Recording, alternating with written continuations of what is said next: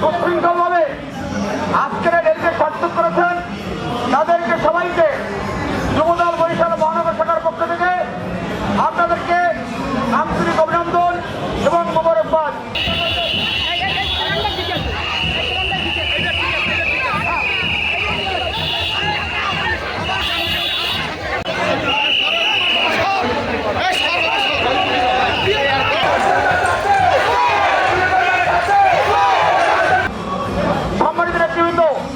এরপরে আমাদের যুবদলের একটি অনুষ্ঠান রয়েছে আজকে টাউনের মধ্যে।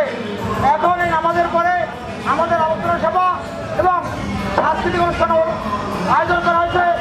আপনারা সবাই সাংস্কৃতিক অনুষ্ঠান এবং আজকের আলোচনা সভা অংশগ্রহণ করবেন।